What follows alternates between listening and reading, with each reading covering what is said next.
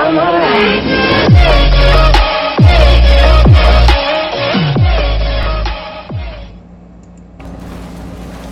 there guys, this is Chesed Buen for Inclinato Games, and today I would like for us to talk about this game called Vermintide 2 and analyze some of the game design elements of it.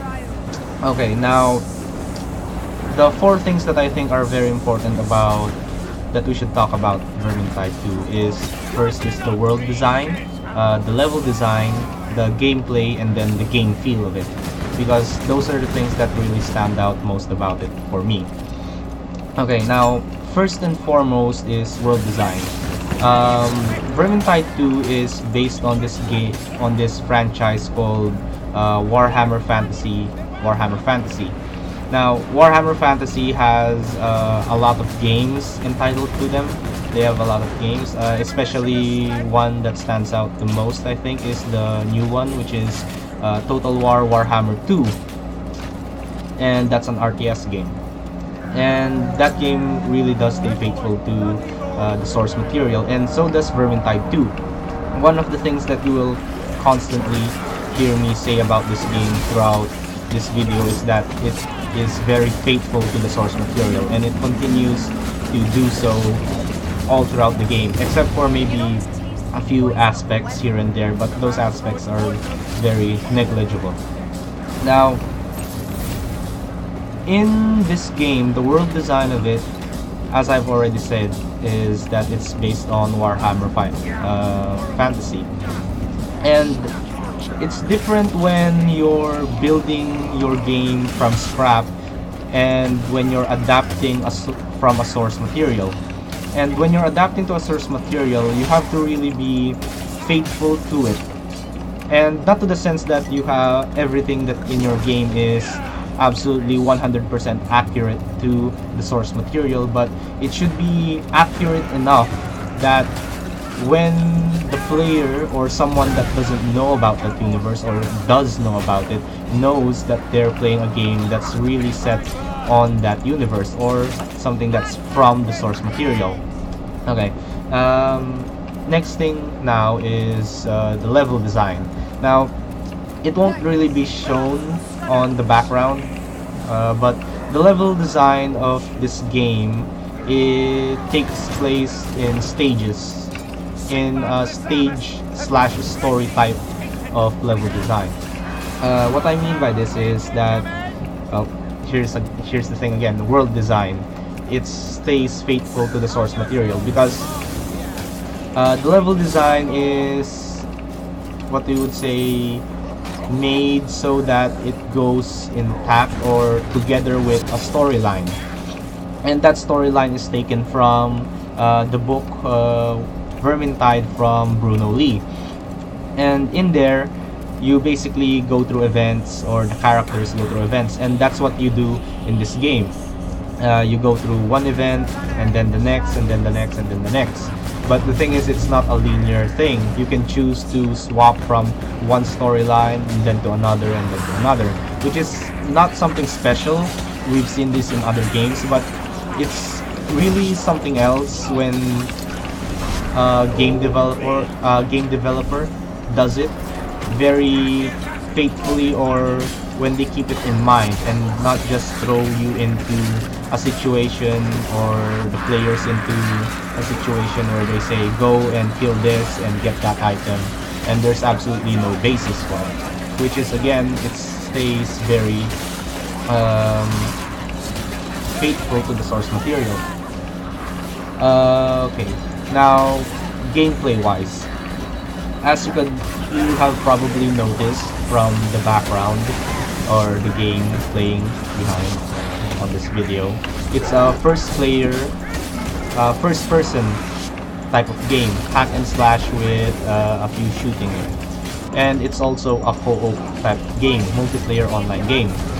And I think the very important thing about this game is that it's multiplayer, and also that it's a first-person type game, because a first-person type game is a lot more close to the player. It puts the player up front and personal with the events that's happening. They can't look around them or around their character.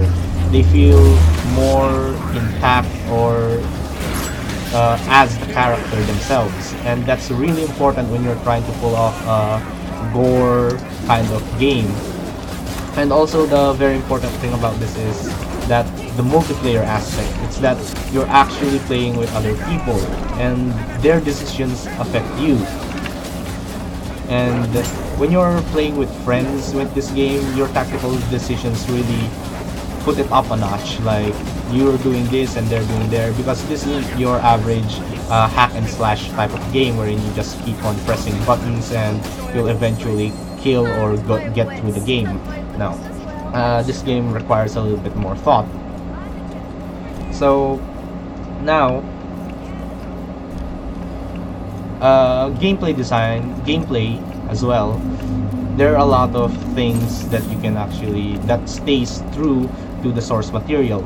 Like for example, at the background you can see a dwarf character holding a crossbow, and that is fairly accurate. The dwarves in the Warhammer universe do have a lot of crossbows, but what you won't see here is them actually using the other weapons. Like dwarves also have guns in this weapon, flamethrowers, they even have that.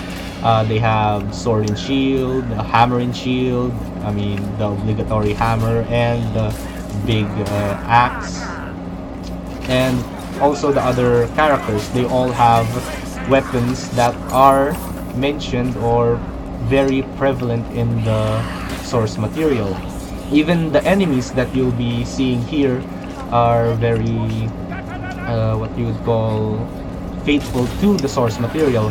I mean, if you notice a while back, there was a giant rat. They called those ogre rats, I think. Oh, rat ogres is the right word for it. And the attack pattern of it is something that you can really read or see when you look at the source material.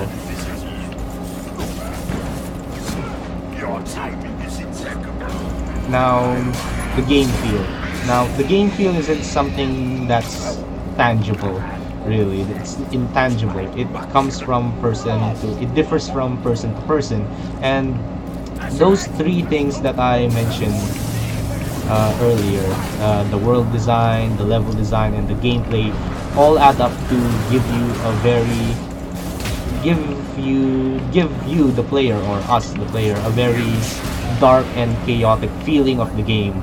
I mean, like, if you look around the environment, everything is crumbling apart. There's no real solid thing around. You're moving through broken houses, destroyed roads, stuff like that.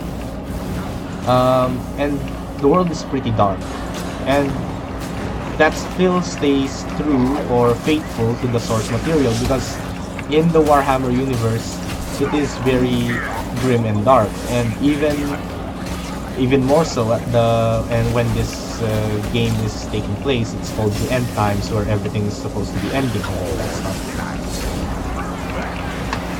And so the game feel of it is really good, actually. And one thing that separates this game, I think, from any other game is the actual feel when you're striking an enemy.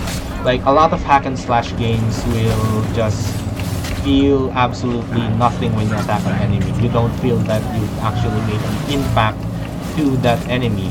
But in this game, when you hit someone, you actually really do feel it when you're in the game. All of the audio, all of the movements feel really heavy if they're supposed to be heavy, and feel very light if they're supposed to be light. In other words, the movement in the game are meaningful, not just thrown around for absolutely no reason.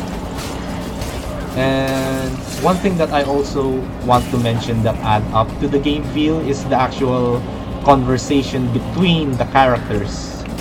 Even when you're playing alone or playing solo, the game, like that, one of the game characters keeps on talking and whatnot, and that's one of the great things that I really make the game something else. And I guess that will be it, guys. I'm Chesed Buen once again for Intilato Games, and I'll see you again next time. Yeah, I'm alright.